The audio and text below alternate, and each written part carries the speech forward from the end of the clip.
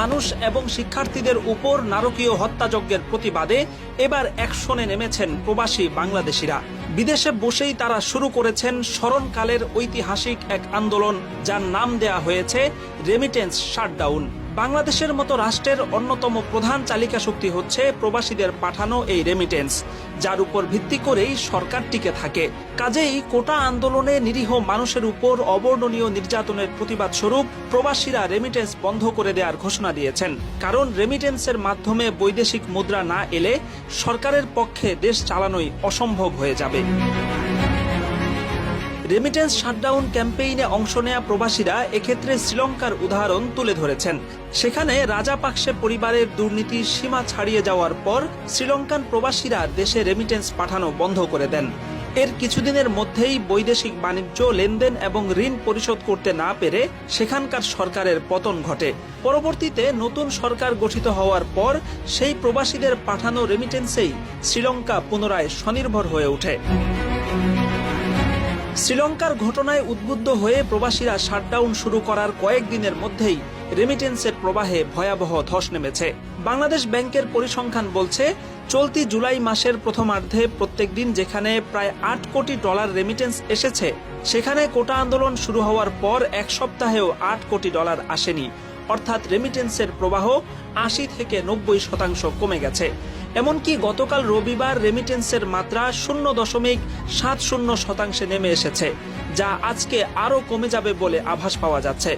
বিশ্লেষকরা বলছেন, রেমিটেন্সের এই ধস কিছুদিন অব্যাহত থাকলে সরকার বড় ধরনের বেকায়দায় পড়ে যাবে।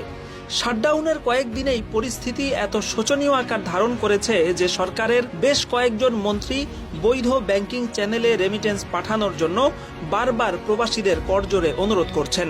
রেমিটেন্স আপনারা যদি বাংলাদেশে 6 মাস না পাঠান বা আপনারা যদি বৈধ পথে না পাঠান, এই ক্ষতিটা কার হবে? ব্যাংকিং চ্যানেলে রেমিটেন্স না পাঠিয়ে প্রবাসীরা দুটি উপায় অবলম্বন করছেন।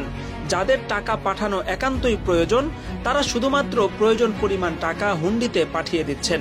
তবে অনেকেই সিদ্ধান্ত নিয়েছেন তারা ব্যাংকিং চ্যানেলেই টাকা পাঠাবেন, কিন্তু সেটা 3 থেকে 6 মাস পরে।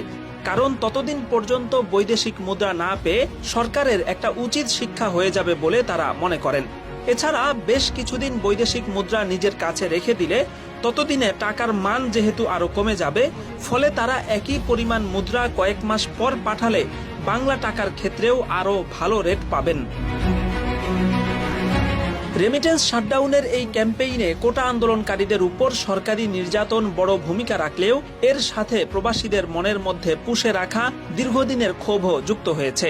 পাসপোর্ট বানানো থেকে শুরু করে এয়ারপোর্ট পর্যন্ত প্রত্যেকটা ধাপে ধাপে একজন প্রবাসী যে পরিমাণ হয়রানির শিকার হন, এয়ারপোর্টে প্রবাসীদের সাথে যেভাবে গরু ছাগলের মতো আচরণ করা হয়, যেভাবে হরহামেশা শত শত সিসি ক্যামেরার সামনেও প্রবাসীদের লাগেজ চুরি হয়, পৃথিবীর কোনো দেশে এমন নির্লজ্জ ঘটনার নজির নেই।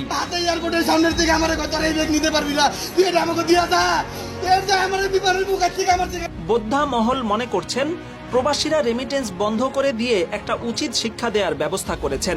যেই প্রবাসীদের টাকার উপর দেশ দাঁড়িয়ে আছে, তাদের সাথে নিকৃষ্ট আচরণের প্রতিকার হিসেবে সর্বোত্তম উপায়টাই তারা বেছে নিয়েছেন।